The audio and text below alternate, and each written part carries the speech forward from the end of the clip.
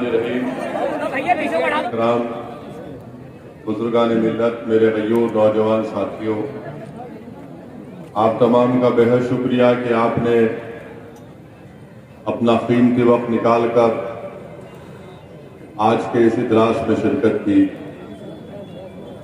और मैं आप तमाम से गुजारिश करने आया हूं कि उत्तर प्रदेश में जो चंद महीने में असेंबली या विधानसभा के जो इलेक्शन और इंतखाबात होने जा रहे हैं, उसमें इंशाअल्लाह ताला मजलिस इत्तेहादुल मुस्लिमीन पहले से ज्यादा आज उत्तर प्रदेश में मजलिस का संगठन मजबूत है। 5 साल पहले मजलिस इत्तेहादुल मुस्लिमीन से आप तमाम लोग इतना वाबस्ता नहीं थे कि जो आज लाखों की तादाद में अवाम मजलिस इत्तेहादुल मुस्लिमीन के पैगाम को सुनती भी है और उसको मानती भी है। मैं आपके शुक्रिया भी अदा करने आया हूं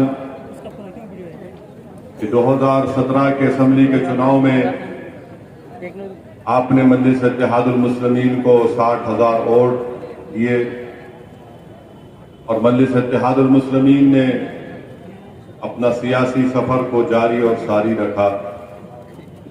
मैं आपको ये बात भी बताने आया हूं कि उत्तर प्रदेश की सियासत में जो एक तल्ख हकीकत है वो ये है कि हर समाज के पास उनकी एक सियासी आवाज है, उनका कोई सियासी नेता है। मैं आपको ये भी बताने आया हूं कि मजलिस इत्तेहादुल मुस्लिमीन की अवलीन कोशिश यही है कि जब उत्तर प्रदेश के विधानसभा के चुनाव होंगे तो हमारी 2 अहम कोशिशें हैं। एक ये कि उत्तर प्रदेश की जनता को दोबारा बीजेपी की सरकार ना मिले और योगी आदित्यनाथ उत्तर प्रदेश के चीफ मिनिस्टर ना बने, बल्कि गुमनामियों के वादियों में वो गुम हो जाएंगे इंशाअल्लाह ताला। दूसरी हमारी कोशिश ये है कि मजलिस इत्तेहादुल मुस्लिमीन के उम्मीदवार आपकी दुआओं से और आपके वोट से मुंतखब होकर उत्तर प्रदेश की विधानसभा में जाकर उत्तर प्रदेश की असेंबली जो आज मजलूम कौम की इंसाफ की आवाजें सुनने तड़प रही है, मैं आपसे वादा करता हूं कि इंशाअल्लाह ताला जब मजलिस का विधायक कामयाब होकर उत्तर प्रदेश की विधानसभा में जाएगा तो मजलूम अवाम के जुल्म और मजलूम अवाम के इंसाफ का साफ और वाज़ेह तौर पर मुतालबा करेगा।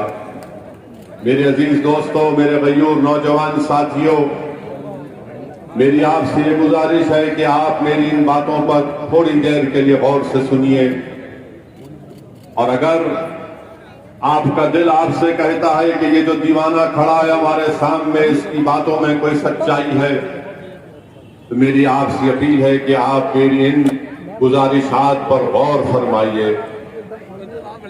अगर उसमें सच्चाई है, उसमें हक़ानियत है, तो फिर आप हमारा साथ दीजिए।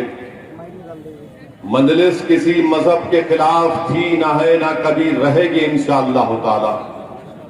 हमारा झगड़ा हिस्सेदारी का है, हमारा झगड़ा नाइंसाफी के खात्मे का है और इसीलिए मजलिस इत्तेहादुल मुस्लिमीन इंतखाबात में, इलेक्शन में हिस्सा लेती है। मेरे अजीज दोस्तों और बुजुर्गों, आप मेरी इस बात से मुत्तफिक होंगे कि उत्तर प्रदेश में जितने भी समाज हैं, जितने भी बिरादरियां हैं, उन तमाम के अपने नेता हैं, उनकी तमाम की एक सियासी ताकत है, एक हैसियत है और आज आप देखते हैं कि उसी वजह से वो तमाम समाज के वो लोग, उनके मसाइल, उनके प्रॉब्लम्स किसी हद तक हल हो रहे हैं। और हमारा हाल ये है कि मुस्लिम अक़लियत से सिर्फ बार बार ये कहा जाता है कि हर असेंबली का इलेक्शन आएगा, हर पार्लियामेंट का इलेक्शन आएगा। 1950 से हम देख रहे हैं कि जब कभी भी कोई इलेक्शन आता है तो हमारे ही दरमियान से बाज लोगों को खड़ा कर दिया जाता है और कहा जाता है कि देखो, जिंदगी और मौत का मसला है, जरा एहतियात से अपने वोट का इस्तेमाल करना। मैं पूछना चाहता हूं, भारत को आजाद होकर 75 साल के करीब हो चुके हैं। इतने असेंबली और पार्लियामेंट के चुनाव हो गए कि हर चुनाव से पहले जिंदगी और मौत की बात होगी, और चुनाव के बाद हम रोज मरते हैं। हमारे बच्चे और बच्चियों को स्कूल नहीं मिलता, डिग्री कॉलेज नहीं मिलता, नौकरियों में हिस्सा नहीं मिलता, पुलिस के जुल्म का खात्मा नहीं होता, नौजवानों को रोजगार नहीं मिलता, मगर उत्तर प्रदेश की जेलें उनकी जवानी को बर्बाद कर देती हैं। और अगर जिंदा बच जाते हैं तो बाहुबली और गैंगस्टर के नाम पर उनके पेट और पैर में गोली मार दी जाती है। अगर जेल में सड़ने के बाद निकलते हैं तो उनका इनकाउंटर कर दिया जाता है। मेरे पास आदादो शुमार है, डेटा है मेरे पास, और जब हम ये बात करते हैं तो हमारे मजलिस के मुखालिफिन कहते हैं कि असदुद्दीन ओवैसी भड़काऊ भाषण करता है। मैं आज भी चैलेंज कर रहा हूं, कल भी चैलेंज करता रहूंगा, तुम मेरे इन सवालात का जवाब दो। क्या मेरे सवालात में अगर उसमें सच्चाई है तो फिर बताओ तुमने क्या किया। 2019 के पार्लियामेंट के चुनाव हुए तो समाजवादी पार्टी और बहुजन समाज मिलकर इलेक्शन लड़े।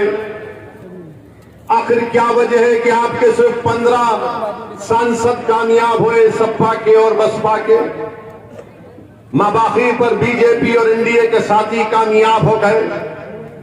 आज मुझ पर इल्जाम लगाते हैं कि असदुद्दीन ओवैसी वोट काटने आया है। मैं तुमसे सवाल कर रहा हूं, क्या यह बात सच नहीं है कि 2019 के लोकसभा के चुनाव में ये डेटा सामने आया कि हमारे 71% हिंदू भाइयों ने बीजेपी मोदी को वोट दिया और 75% उत्तर प्रदेश के मुसलमानों ने सपा और बसपा को वोट दिया। उसके बावजूद भी उनके सिर्फ 15 सांसद कामयाब हुए और माबाकी सांसद बीजेपी और उनके साथी पार्टियों के कामयाब हुए। तो बताओ वोट काटने वाला कौन है? फिर वोट किसने काटे? इसका जवाब नहीं देते। समाजवादी पार्टी के अखिलेश यादव के परिवार के 3 लोग इलेक्शन हार गए, इसका जवाब नहीं देते। जवाब सवाल मुझसे करते हैं कि भारत के किसी कोने में अगर असदुद्दीन ओवैसी चला जाता है तो सवाल मुझसे करते हैं कि तुम यहां पर क्यों आए, तुम्हारी क्या जरूरत है यहां पर, तुम भी टीम हो, तुम वोट काटने वाले हो। मेरा सवाल उन लोगों से है कि बताओ, जब 2019 के पार्लियामेंट के चुनाव में सपा और बसपा मिलकर मुकाबला किए तो कहां गया तुम्हारा वाई वोट, कहां गया तुम्हारा जाटा वोट, कहां गया तुम्हारा शेड्यूल कास्ट का वोट? क्यों तुम्हारे 15 उम्मीदवार सांसद बने, माबाकी पर क्यों कामयाबी नहीं मिली? इसका कोई जवाब नहीं। तो मालूम हुआ कि इनका वोटर खुद मोदी को वोट डालकर आ गया।